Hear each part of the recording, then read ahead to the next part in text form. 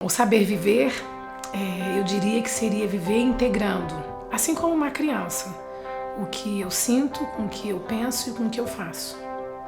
A infância traz essa inteligência. Então, saber viver tomando emprestado isso da infância. Sou Marcília Neves, psicopedagoga e terapeuta de família, e esse papo faz parte do Festival Saber Viver.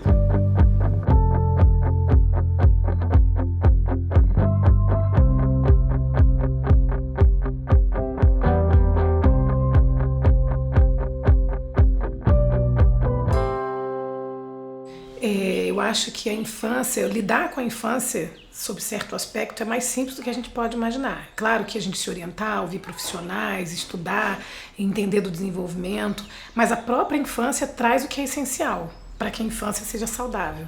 Então, o que eu diria para quem lida com a infância, sejam os pais, os professores, a escola, observem a infância, interfiram menos, observem, porque a criança ela te dá a direção.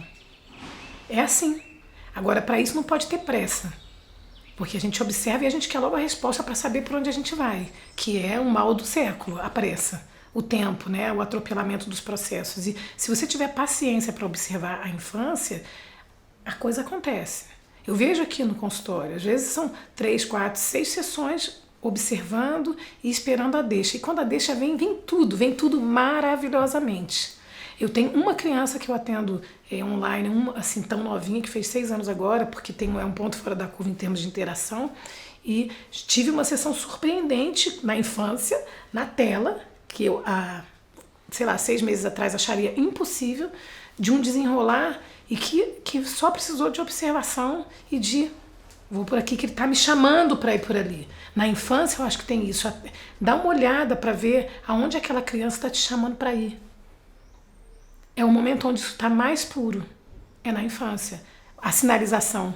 Depois as couraças vão descendo e a gente também, a própria adolescente, já fica mais difícil. E mesmo assim, se tiver paciência, fica ali. Inclusive com o adulto também. Uma hora ele vai te dizer, vem por aqui, que por aqui é onde eu posso, onde eu preciso. Mas na infância isso é aberto. É ter olhar, escuta e paciência. E disponibilidade, né? Interna e externa também. Não adianta dizer, mas eu estou tão disponível dentro, mas eu tenho 15 minutos para isso. Também não vale. Não é? Eu estou disponível dentro e vou rasgar na minha rotina um tempo para estar aqui. Não adianta dizer, pô, mas eu tenho 1 hora com muita qualidade por semana. É pouco para uma criança. Muito pouco.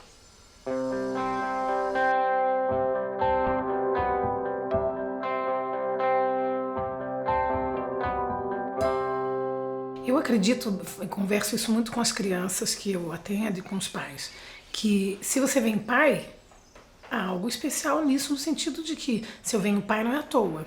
Tem algo que eu venho oferecer, que eu venho guardar esse mistério, né, dessa existência. Então é um lugar diferente do lugar da criança. Então, quando a gente fala da via, eu acho que é uma via de mão dupla, sim. Mas cada um tem o seu lugar nessa via de mão dupla. Né? A criança precisa se sentir protegida, segura. E isso é só alguém que já viveu mais que pode oferecer. Então, nesse sentido, é o que ela recebe. Mas a gente também aprende com as crianças, os pais aprendem com as crianças. Principalmente a olhar o que é, a respeitar o que é. E, como eu diria, observar os sinais que a criança dá. Né? Que a gente precisa intervir, mas não intervir o tempo todo. Então, observando como aquela criança é, o que ela está precisando, o que se ajusta. Uma família que tem mais de uma criança vive isso mais do que uma família que tem uma criança só. Porque às vezes tem filhos com uma diferença de idade pouca e que o pai precisa oferecer isso para esse, mas para esse não pode oferecer isso, que é bom para um pode não ser bom para o outro. E o amor é o mesmo. Mas o que você vai oferecer vai depender dessa observação, desse respeito, né? Dessa tranquilidade de observar um ser, né? É muito complexo isso. E é muito interessante, é muito rico. Nesse sentido, quem educa aprende muito. Aprende sobre si mesmo também. Então, acho que eu ensino, eu aprendo, mas eu também aprendo sobre mim. Porque quando o processo de educar uma criança na infância é um convite para um processo de autoconhecimento dos pais, principalmente se tem uma intenção de uma educação respeitosa, porque a gente coloca muito da gente lá nesse processo de observar e de conduzir a infância dos filhos. Então, quando a gente tem consciência de que isso está ali, está em jogo, a gente está se aprendendo sobre a gente mesmo. E aí, no final, a gente agradece aos filhos essa oportunidade. A criança, o que eu digo assim, ela denuncia que algo não vai bem e parece que é ela. Então, uma das minhas escolhas, né, em me aprofundar na psicologia sistêmica foi compreender isso, porque trabalhar só com a criança sempre me faltava algo. Eu sentia que o processo caminhava, parava, parece que voltava para o mesmo lugar. Tanto que em algum momento eu questionei o trabalho no consultório com crianças. Dei até uma parada, isso lá há muito tempo atrás. Foi quando uma amiga, uma terapeuta mais velha, me disse: vai fazer uma formação em psicologia sistêmica em terapia de família. E a princípio eu fui fazer isso para ter um olhar mais amplo do sistema para ajudar a criança e fui me tornando terapeuta de família por isso, né? E aí eu vejo que realmente, muitas vezes a criança traz a família e é o trabalho com a família que cura a criança.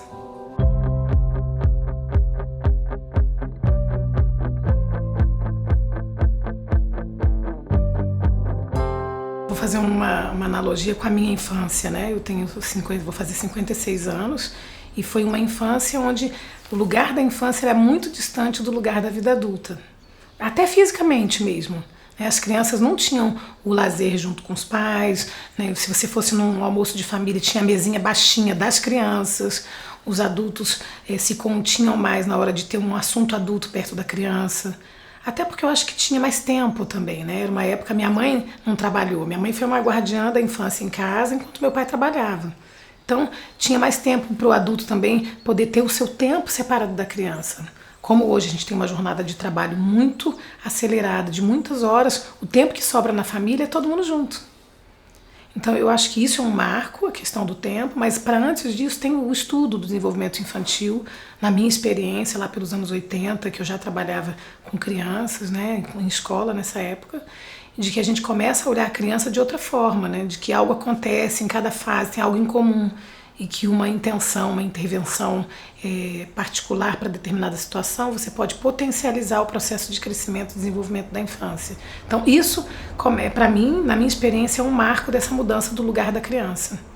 Que a gente começa a entender que a criança ela é um ser integral. Não é um ser ali, uma tábua rasa, onde não, já está tudo ali, a complexidade de um adulto já mora ali. O que o adulto vai fazer na infância, o educador, os pais, e dando margem, né, para ela se desenvolver. E aí, a partir desse olhar, a criança começa a ter uma posição mais ativa e mais presente na família. O que eu acho bem legal. Sempre tudo tem a parte legal e tem a parte que a gente precisa cuidar. É uma questão de dosagem, de regulagem. Mas, por conta disso, e aí junta com esse tempo que a gente está vivendo hoje, que é a era de muito conhecimento, de muito estímulo, e isso começa a embolar um pouco. Porque eu percebo que é difícil às vezes, e para mim mesmo que tem uma experiência cotidiana da infância, às vezes chegam crianças num nível de conversa que eu tenho que ficar prestando atenção para lembrar que eu estou falando com uma criança. Porque uma oralidade super articulada, a criança tem muita informação, só que, e aí quando chega aqui, muitas vezes isso já aconteceu, é muita informação, é muito estímulo, é muita proximidade do mundo adulto, mas não tem cognição nem inteligência emocional para processar tudo que chega de informação e de conhecimento. E aí a gente gera uns sintomas, as ansiedades, os medos, muitas vezes tô com medo, não sei porquê. E aí quando a gente começa a investigar, a gente vai ver, tá com medo do mundo adulto. E é para ter medo mesmo, porque não era nesse mundo que era para você estar.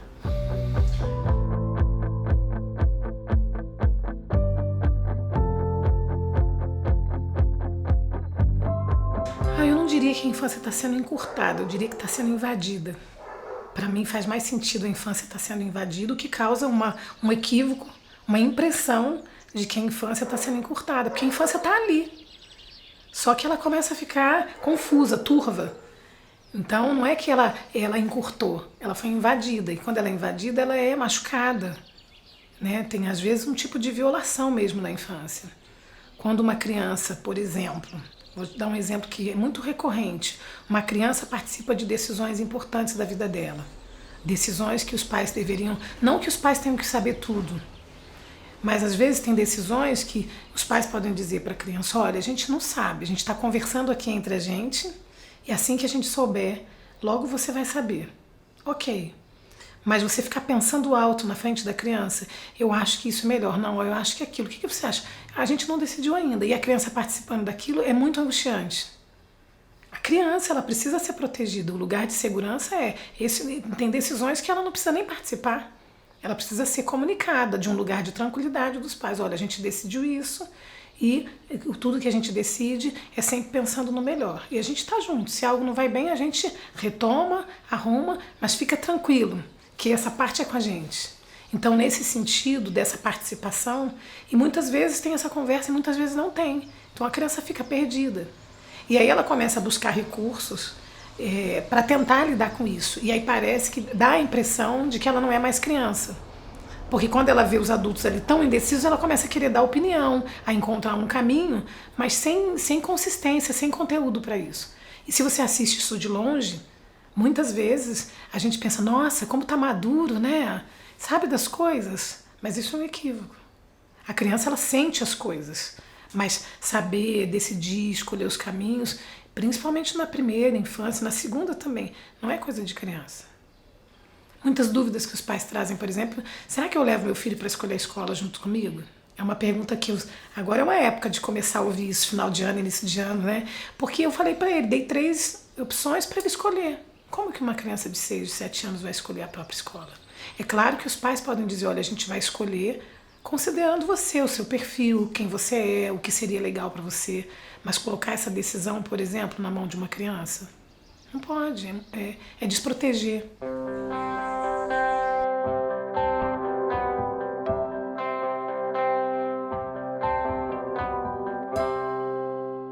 Bom, eu acho que tem que ir lá no básico.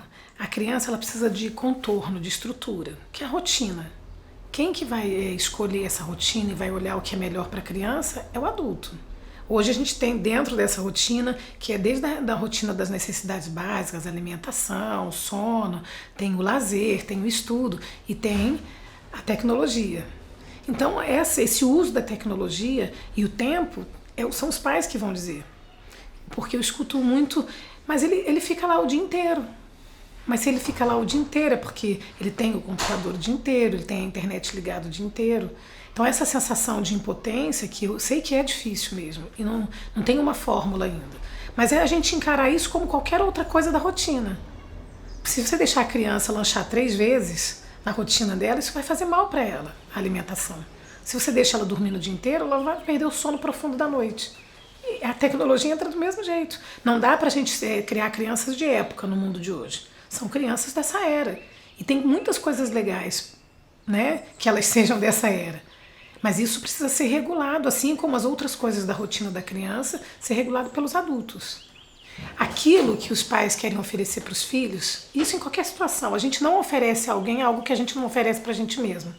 Então a gente vive um momento assim de uma carga horária desumana, de uma correria e a questão da tecnologia, por exemplo. Muitas vezes os pais me questionam. Então, como você vai distribuir o tempo da criança no lazer, na alimentação, no sono, na tecnologia, se o seu não está? Você quer que ela, e se você não tira o celular da mão, mas você quer que o seu filho saiba que tem horas que não é para estar com o celular na mão. Então, não adianta assim você fazer uma rotina linda que é de fora, né, de fora do sistema, você entrega para a criança. Então, a criança tem que ter essa rotina saudável quando o gerenciamento do tempo dos pais, do tempo da família, está muito ruim. É impossível, porque você faz isso bonitinho, mas não acontece. Então eu acho que tem uma coisa que é uma mudança mais profunda. Quando a gente quer estabelecer ou instalar algo diferente na família por conta dos filhos, por isso eu digo, os filhos são um convite. Mas um convite para a gente olhar. Essa é uma questão hoje, acho que é muito atual. Carga horária, claro que eu escuto assim, mas eu não posso diminuir minha carga horária. Muita gente, mas se a gente não começa a pensar sobre isso como humanidade, como sociedade, família, comunidade, quem vai começar a pensar sobre isso? Eu falo com o meu chefe, você fala com o seu, você fala, olha, não está dando para trabalhar 14 horas por dia. Se um grupo diz, a gente vai fazendo pequenas ilhas, né, de uma transformação que precisa chegar pela saúde emocional, mental das crianças e que passa pela saúde dos adultos nesse sentido.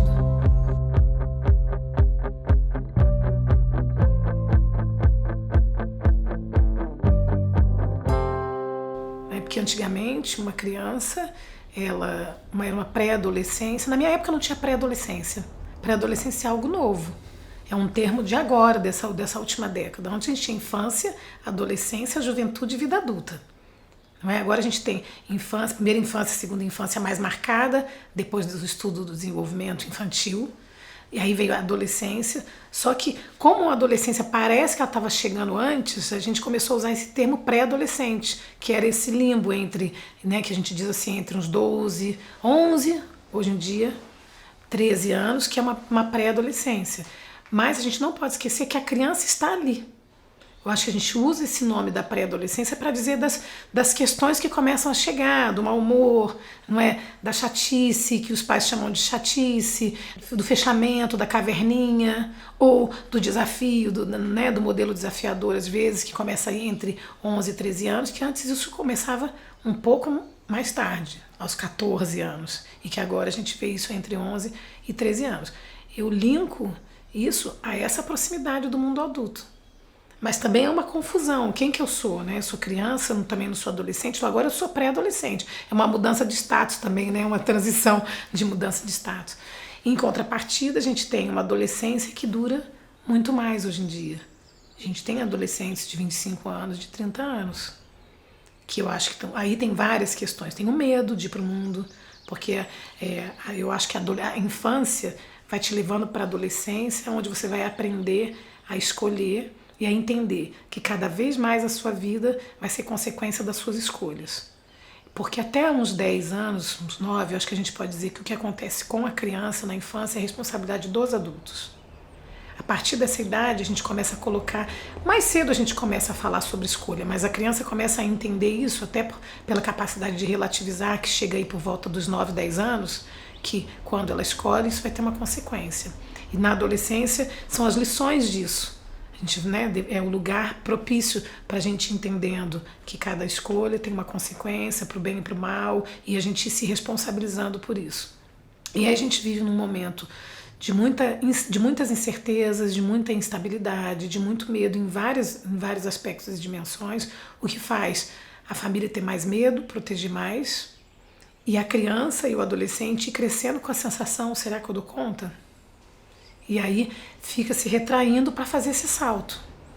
Por isso a gente tem, às vezes, uma dificuldade para terminar um curso na faculdade. Já acompanhei casos assim, às vezes eu estou terminando, não é isso não que eu quero. Às vezes realmente não é o que eu quero, e que bom que eu possa mudar. Mas às vezes é só uma forma de não sair. Porque quando eu saio da faculdade eu vou ter que encarar o mercado de trabalho. E se eu encaro o mercado de trabalho, depois como é que vai ser? Então esse momento de incerteza e de instabilidade, eu acho que é um dos fatores, né? Porque não é esse momento sozinho, é como a família lida com esse momento. E é a mensagem que esse adolescente, esse jovem vai recebendo implicitamente também, de medo.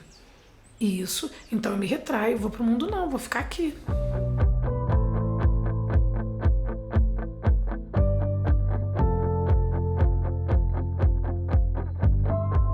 Neste momento eu vejo uma mudança, uma ressignificação da chegada da criança.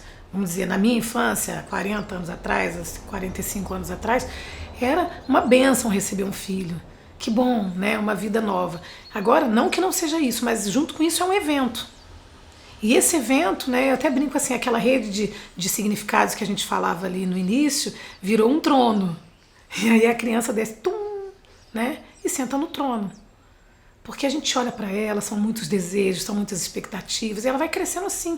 Depois fica difícil para essa criança, que depois vai ser um adolescente, um jovem, entender que ela é autor desse caminho.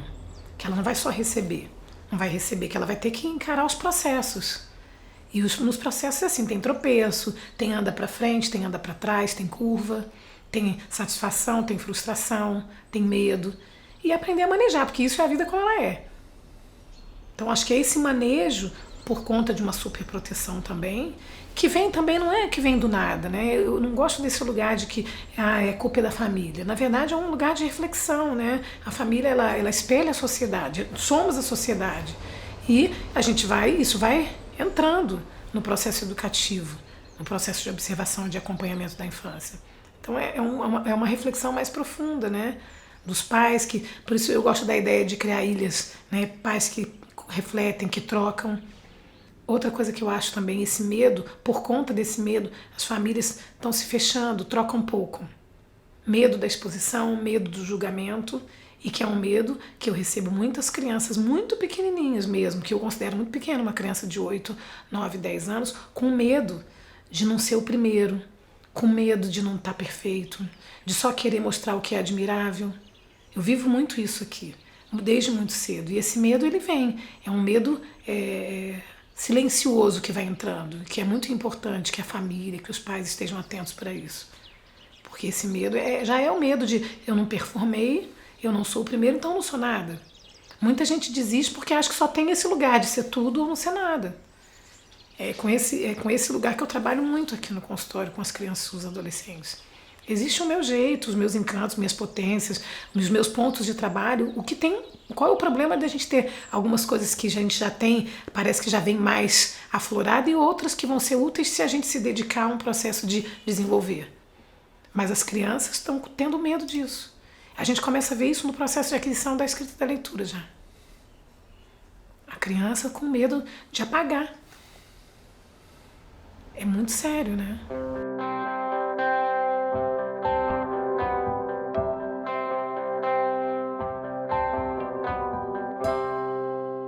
Eu acho que assim, educar uma criança só é muito mais trabalhoso do que 2, 3 em alguns sentidos. Talvez não financeiramente e tal, mas de oportunidade, porque tem coisas que falta experiência. Então, nesse sentido, os pais vão ter que ser muito mais criativos, né, e entender muito mais de si, né, e diluir essa atenção na vida, que não só para um filho, porque isso é pesado.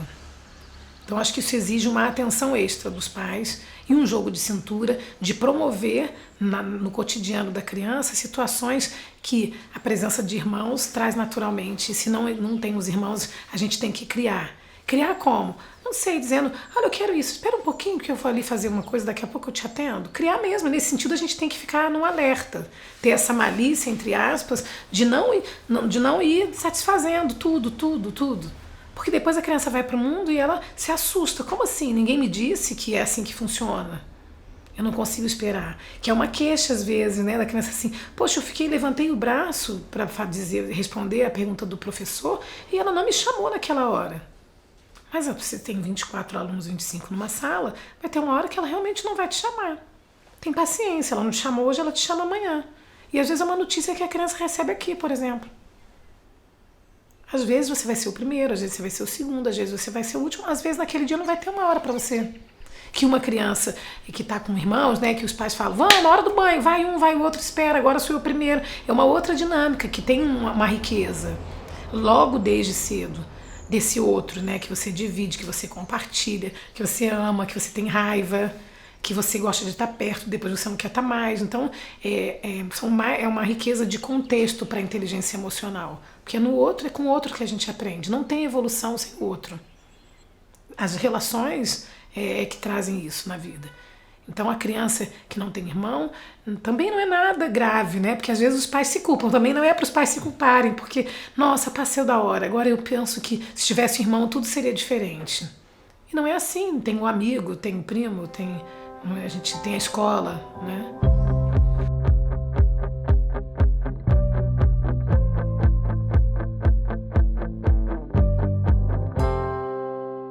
Tudo ninguém vai ter. Algumas faltas, né, ou é a falta da presença física, ou é a falta da disponibilidade para brincar, ou é a falta material, que a gente, né, se a gente pensar em expandir isso, pensar em crianças em todas as condições. Então, primeiro, eu acho que tem que os pais se apaziguarem com isso. Porque se a gente é ser de falta, né, a gente é humano, a gente tem limitação, a gente tem buraquinhos da existência aqui na gente, a gente não vai poder oferecer tudo para o filho. E até é importante as crianças crescerem com essa tranquilidade de que não dá para ter tudo, não dá para ser tudo para alguém, nem para oferecer tudo. A gente vai se conhecendo e vai oferecendo o que pode. Então, poder dizer para um filho, por exemplo, agora eu estou cansado e eu não posso brincar com você, você vai ficar com essa falta minha um pouco, ok. O que não pode é eu nunca ter um tempo. Então é sempre um caminho do meio, uma regulação disso. Tem horas que a gente pode dizer, isso eu não posso, pode ser um presente, pode ser, espera um pouco que eu não posso agora te dar essa atenção, porque às vezes a gente cria uma ilusão de que está dando tudo, porque estou trabalhando, pagando a escola, o balé, o hipismo, o inglês, o vôlei, né, a viagem da escola, então você tem tudo. Não, tem tudo que é possível te oferecer nesse momento, mas isso não é tudo que um ser humano precisa, considerando todos os aspectos, né, materiais, emocionais, a disponibilidade. Então, acho que é importante encontrar um lugar de paz para que as crianças também fiquem em paz, porque elas crescem com essa ideia também de que elas têm que ser tudo. E isso tem gerado uma ansiedade. Em algum momento, parece que é tão grande isso tudo que eu recebo para a criança e para o adolescente e eu não vou conseguir devolver. Então, muitas vezes, vou para a caverninha, me recolho. Às vezes, num trabalho que consegue dizer, mas eu não sei o que eu quero ser com 14 anos. Não precisa saber. Mas tem uma demanda interna que é gerado por uma oferta externa. De que eu tenho que ser, eu tenho que devolver tudo que eu recebi. Então, que a gente não alimente isso nem como pais, nem que os nossos filhos também sigam nessa direção de que tem tudo. Sempre vai faltar alguma coisa. É bacana a gente valorizar e reconhecer o que tem. Isso é uma coisa importante. Mas não criar a expectativa de que eu tenho que ter tudo. Porque uma hora a vida vai dizer, olha, isso não. E às vezes a sensação é de vou virar pó. Porque eu tô recebendo esse não, mas como não? Então isso é em casa que a gente vai aprendendo, né? É uma coisa importante na infância. A gente pode ir ensinando isso gradativamente, né? Aos pouquinhos para a criança. É claro que tem uma hora que a criança precisa muito de receber mesmo ali na primeira infância, na alimentação, mas depois isso muda. Ela começa a participar, ela começa a ir atrás do que ela precisa, ela, né, participar desse processo, ficar ativa nisso. E mesmo às vezes ela vai falar, isso que eu busquei, que eu consegui, foi insatisfatório diante do que eu queria. Ok, começo de novo, penso em outra coisa. Isso vai criando estofo, né? Isso faz parte do trabalho da construção da inteligência emocional, dar conta das faltas.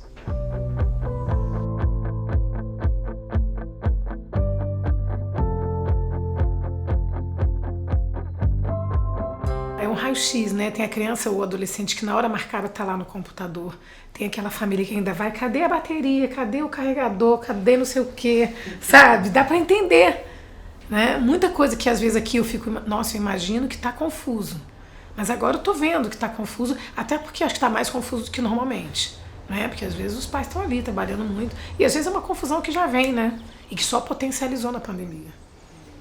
Eu acho que a pandemia trouxe a oportunidade dos pais estarem mais com os filhos e vice-versa. Mesmo no dia a dia. Por exemplo, muitos pais trazendo essa ideia de que eu não sabia que meu filho era assim como estudante. Não sabia que... Eu fico nervosa de ver quantas vezes ele levanta e quantas vezes ele gira a cadeira. Como será isso em sala de aula? Então isso gera... A parte boa é realmente conhecer, olhar como é que funciona. Isso não quer dizer que na sala de aula é exatamente assim, porque o contexto é outro, mas algo ali é desse estudante, dessa criancinha que ela leva para a escola e que os pais não estão vivenciando isso no dia a dia. E o outro lado é a ansiedade. Então tem essas duas coisas, né? Que é, de novo, a regulação disso. Porque aí você começa a ficar com medo. Será que ele fica assim, que ele não presta atenção, que ele não se organiza? Aqui eu tenho que pedir não sei quantas vezes para pegar o lápis, para sentar. Então isso gera uma ansiedade também para a criança. A criança fica se sentindo muito olhada. A criança tem se sentido muito olhada na pandemia. Eu acho que não só a criança, a família, né? Os casais, está todo mundo se olhando mais, porque não tem outra saída. Mas eu acho que é uma riqueza. Se a gente está disponível a olhar amorosamente, né, com compaixão para esse momento, assim como para a vida, a gente pode dar um salto de qualidade nas relações com a pandemia. Eu tenho visto muita gente com essa disponibilidade fazendo isso, mesmo que tenha um momento de ansiedade e de sofrimento, quando ultrapassa esse momento e encara como um momento de nossa, a gente está aqui, é o que tem para hoje. A gente se olhar, a gente se ouvir, a gente se compreender e a gente se modificar de um jeito que fique bom para todo mundo, ou fique um pouco melhor para todo mundo, né? Que ficar bom para todo mundo não significa ficar perfeito para todo mundo. Mas cada um contribui com o que pode, cada um ofereceu o que pode. Eu acho que a pandemia escancarou isso. As nossas necessidades, as nossas características. tanto as positivas quanto as que a gente precisa trabalhar. Porque tem também, eu escuto assim, nossa, que bom que... Não sabia que meu filho tinha essa alegria. Ele está trazendo uma alegria para casa nesse momento. Então é olhar mesmo, né, para tudo que vem ali, que aparece. Nesse sentido, eu que gosto dessa matéria-prima, eu acho bacana. Muitos pais, com uma jornada de trabalho, se já era 10 horas, agora virou 16. E é uma coisa que a pessoa tem que se frear também, dizer, não dou conta, porque se falhar, depois não vai ter... Quem vai fazer aquilo que eu estava fazendo 16 horas por dia? Ninguém. Então, acho que é um momento da gente lembrar do colaborativismo. Então, dentro da família, né, do empregado com o empregador, dos pais com os professores, dos professores com os pais, das crianças com os pais, dos pais com as crianças. Quando a gente fala de infância, a infância tem menos recurso para lidar com isso. Por isso que sempre passa pelos adultos. Então, é a gente se tranquilizar, priorizar o que precisa, não dá para não fazer. Eu acho que é aquela hora de separar. Isso aqui a gente vai fazer agora porque precisa, isso aqui a gente vai fazer quando der, isso aqui a gente não vai fazer. E dizer isso para a criança também. Atendi muitos pais acalmando nesse sentido. Vamos ver, vamos fazer a lista de pendências? Isso não dá para deixar para depois. Isso quando der. Isso aqui vai ficar sem fazer. Porque às vezes não dá para a gente dar conta de tudo. Também é um momento disso. De dizer, olha, não dê conta. Isso não é irresponsabilidade, é o que é humanamente possível. Então, se você tem um nível de cobrança, de exigência muito alto, ou vai adoecer, né? Vai fazer sintomas físicos, porque isso está acontecendo também, ou de ansiedade. Tenho recebido crianças com sintomas de ansiedade, respiraçãozinha curta, por conta... Até porque não está tendo muito espaço de arejamento. Agora um pouco mais que a gente está entrando, né, no afastamento com responsabilidade. Mas tá muito diferente a rotina, que você vai para o transporte escolar, você ri com o seu amigo, né, você conversa, aí você volta. Então todas as irritações estão convergindo para um lugar só, que é para dentro de casa, para dentro da família. Então é um momento de paciência de todo mundo. Muita paciência.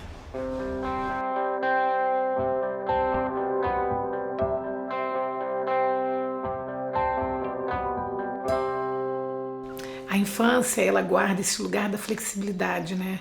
Quando eu penso numa imagem, penso, sabe, de gelatina, assim, é molinho, onde tudo é molinho. Por isso ali é o lugar melhor, é o melhor momento para... que é uma coisa bem antiga, o jeito de falar, de plantar, né, de semear, mas é isso, não tem outra metáfora para isso. É ali que você pode implantar, né, implementar os valores, né, a tranquilidade para sentir. Porque eu vejo hoje a infância, o que talvez se eu tivesse que dizer assim, que a gente precisa cuidar muito é não tirar das crianças a tranquilidade de sentir. Porque ter medo de sentir é muito ruim, adoece. Então medo de sentir medo, que vira o pânico. A gente está tendo quadro, né, de pânico, de ansiedade infantil. Medo de sentir amor, porque quando a gente chama pode ser que a gente seja correspondido, pode ser que não. A criança não tem esse medo naturalmente. Ou não na maioria das vezes. Não vou dizer todas, porque sempre quando se trata de ser humano tem exceção de tudo, né? Mas é um lugar de muita espontaneidade, né? Tem até um professor meu que diz assim, quando a gente deve olhar para o outro assim como a gente olha com a ternura que a gente olha para uma criança no berço. Se a gente pudesse ter essa capacidade de olhar para todas as pessoas assim, os conflitos seriam menores. Porque a criança está ali aberta. Então ela cai, né? Vamos lembrar da teia, né? Ela cai ali sem a menor noção de que tem tanta expectativa, tanto medo. Ela cai ali, ela vem para amar e para ser amada e para se desenvolver. É isso. E se a gente conseguir ajudar a criança a guardar esse terreno do não ter medo de ser e de sentir, a gente vai ter menos patologia, menos sintoma, menos sofrimento, mais conexão, mais amorosidade. E aí a gente consegue também na gente, né? A gente não vai conseguir ajudar a criança se a gente não cultivar esse lugar dentro. Porque a criança fica amedrontada porque ela tem o adulto amedrontado junto. Então, uma infância atravessada por muito medo não é uma coisa legal. Não é um bom caminho.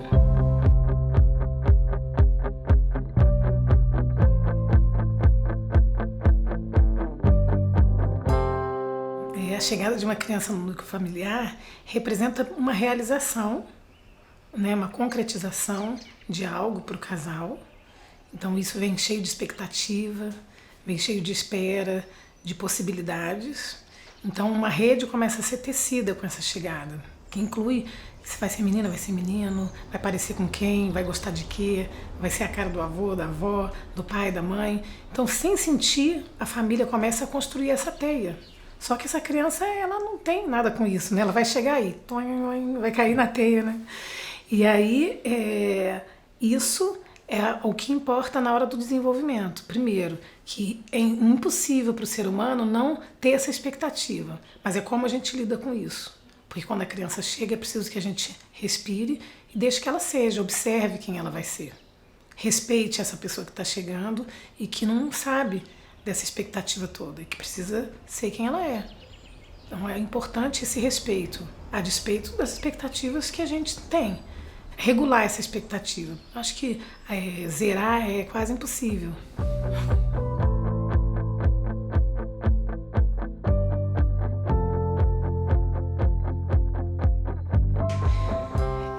Essa semana mesmo eu li um pensamento do Joseph Campbell, que ele diz assim, é mais ou menos assim, de que as tarefas exteriores estão tomando tanto conta da gente que a gente está perdendo de sentir e considerar o que é o êxtase de estar vivo, porque é isso que importa.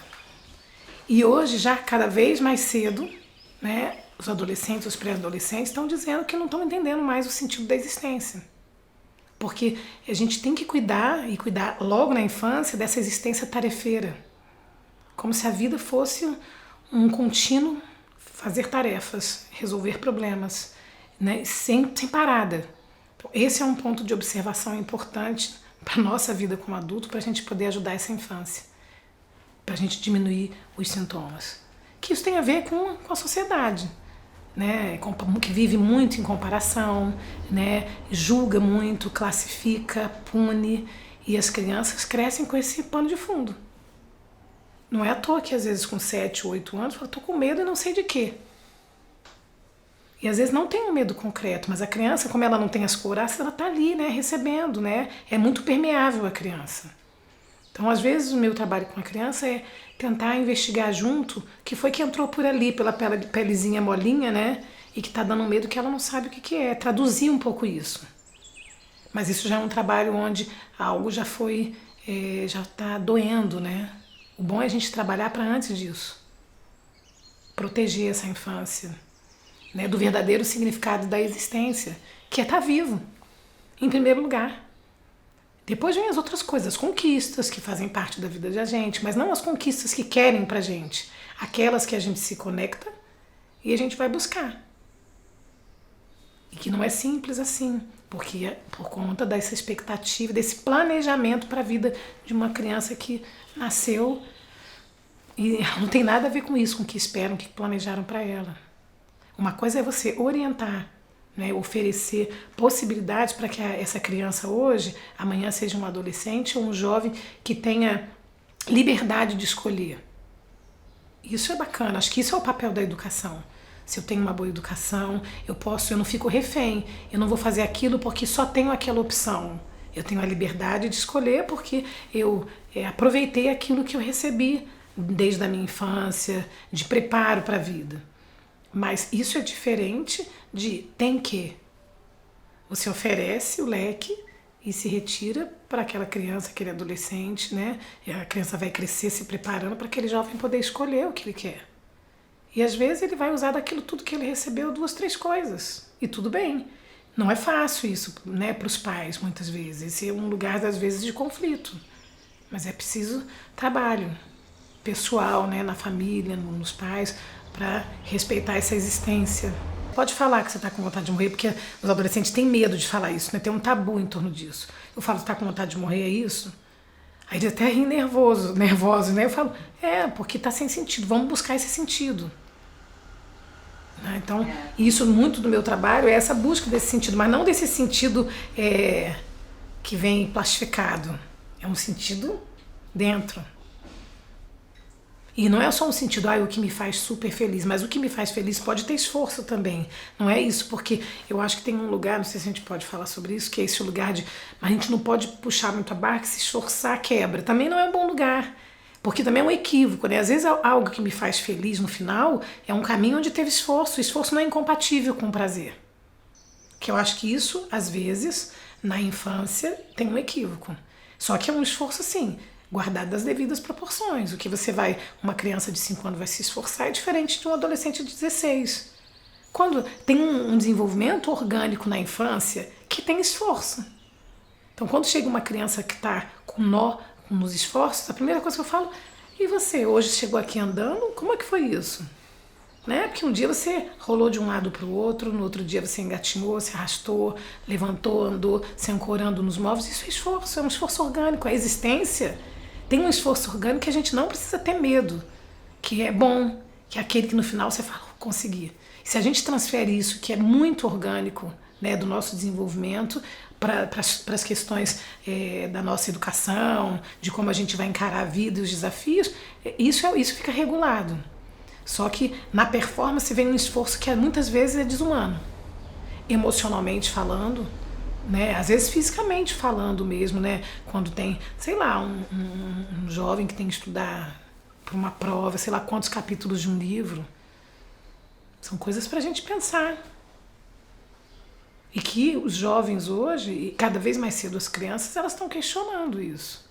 Acho que o que eu vejo da pandemia em relação a esse olhar para a existência, para a família, para a infância como a gente está olhando muito diferente para tudo, a gente só não vai trabalhar com essa riqueza de conteúdo se não quiser. Então é um super momento de decidir. A gente olha e bota embaixo do tapete, o que eu acho que não vai ser bom, não vai dar certo, né? Ou a gente olha e vai trabalhando cada coisa de uma vez e aí a gente avança. Como adultos, como pais, como educadores, para ajudar a infância. Acho que é por aí.